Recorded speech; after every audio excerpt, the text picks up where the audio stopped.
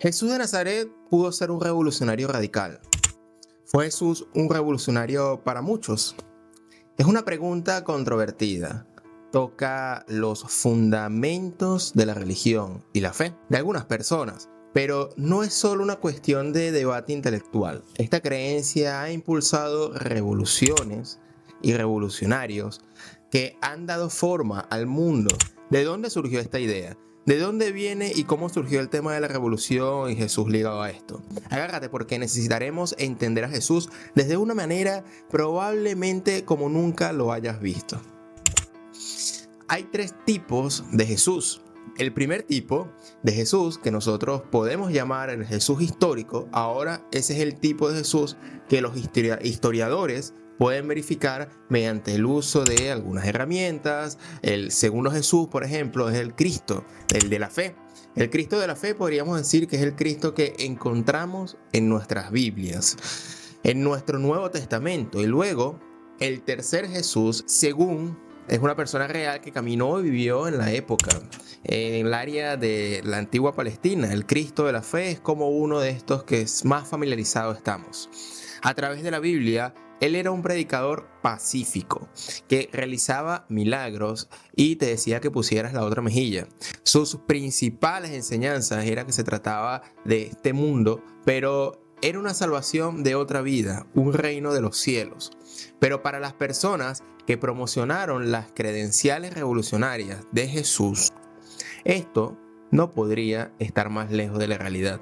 Jesús, el hombre, en lugar de Jesús, el Cristo, la persona histórica que caminó sobre la tierra. ¿Y cuál es el contexto de lo que dijo? ¿Qué significaba en este momento? ¿Y cómo deberíamos leer que hoy está más preocupados por Jesús histórico que por entenderlo?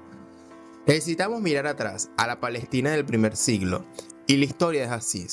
Jesús era un judío que vivía en Palestina bajo el dominio romano, un campesino de Galilea que se convirtió en un prolífico predicador, creando un movimiento masivo de seguidores.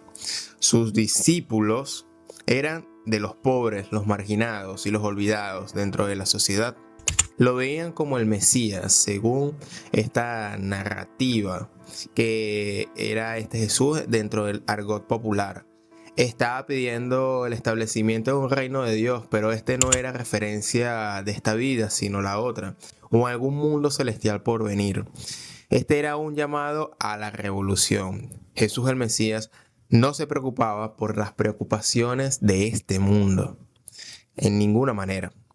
Su única preocupación era conocer el mundo.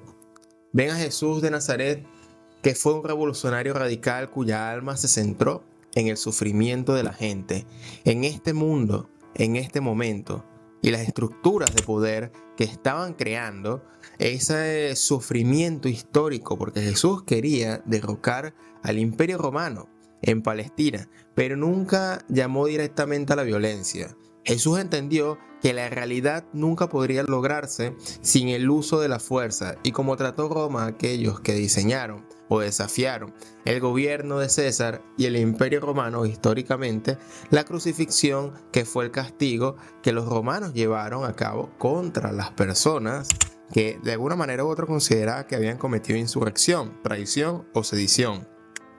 Y esto fue para contra los romanos, que pedían el reino de Dios, que fue visto como tratando de avivar una rebelión.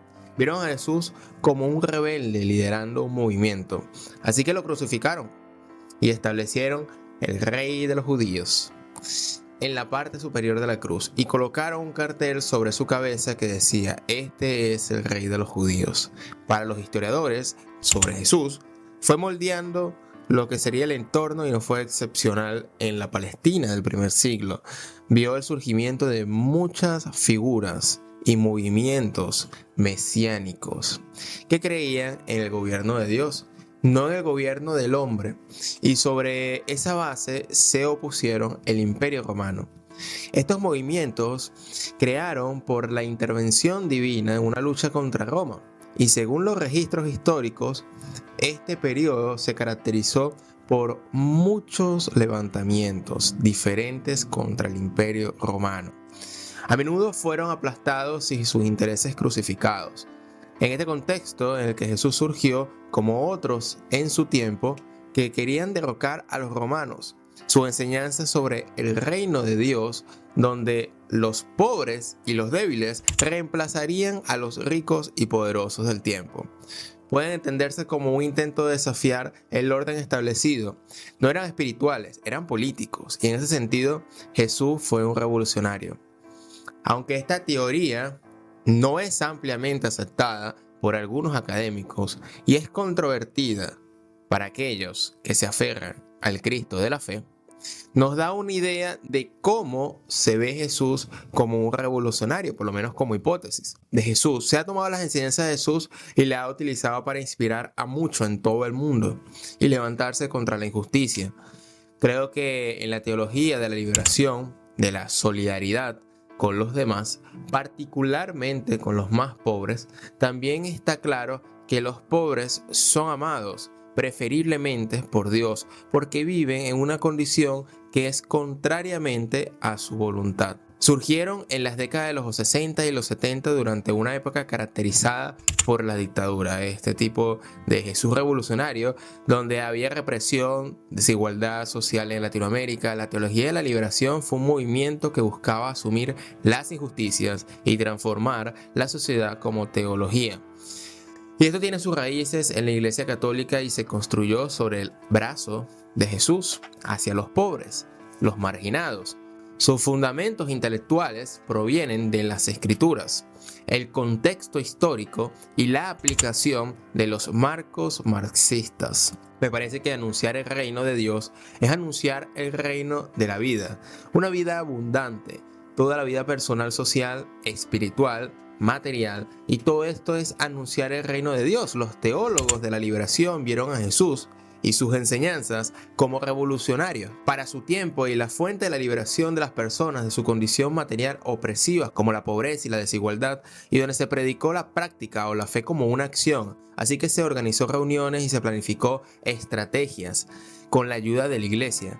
Y se consiguió un abogado de derechos humanos para que llevara al gobierno a los tribunales para cuestionar sobre su derecho de reubicarnos, creyendo que el cristianismo requería una participación activa en la lucha por la justicia, para conmemorar sus luchas y celebrar las victorias.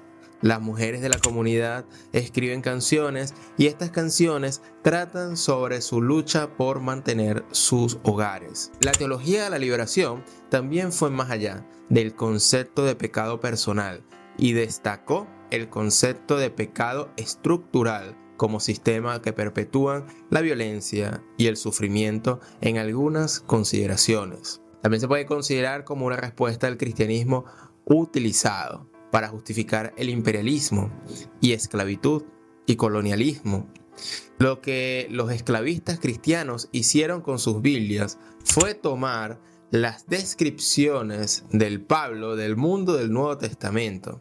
Los esclavos obedecen a sus amos, que describiría el estado de vida, y tomar eso como un prescriptivo. Por lo tanto, los amos pueden tener esclavos y los esclavos deben obedecer a todas las situaciones, por lo que este era un tipo de interpretación literal y podían afirmar que estaban siendo fieles a las escrituras y que estaban interpretando las escrituras literalmente. La teología de la liberación no era un monopolio y por eso los teólogos estaban en desacuerdo sobre la lucha armada como medio para la liberación. Gustavo Gutiérrez, uno de los padres fundadores de la teología de la liberación, no abogó abiertamente por la violencia, pero comprendió el papel que desempeñaba la resistencia en el contexto de la injusticia.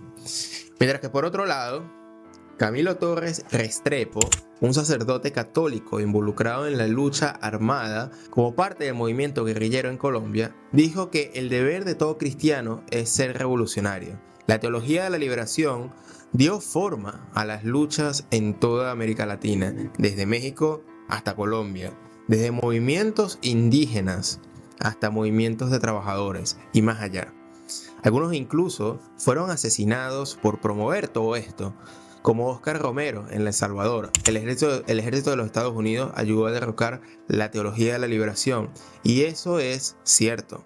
una guerra entre los militares de los Estados Unidos y la Iglesia Católica Latinoamericana, que habría adoptado un enfoque preferencial, una opción para los pobres, y estaba trabajando para ayudar a los pobres, por lo que tuvieron que ser masacrados. Porque independientemente del debate, lo que ha quedado claro es el impacto de la teología de la liberación en las configuraciones sociales del mundo.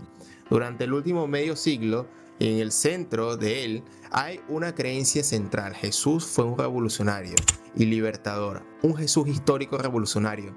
Tal vez nunca lo sabremos del todo, pero hay otra pregunta: ¿puede el cristianismo inspirar ideas y acciones revolucionarias para enfrentar las injusticias y los sistemas de dominación en todas partes? ¿O en su parte sería el uso indiscriminado del mensaje de Jesús para meter ideas políticas e ideologías que nada tienen que ver con un mensaje espiritual de un reino que no es de este mundo? Comenta qué te pareció el contenido de si estás de acuerdo sobre la teología de la liberación, si estás de acuerdo con esta teología o si no.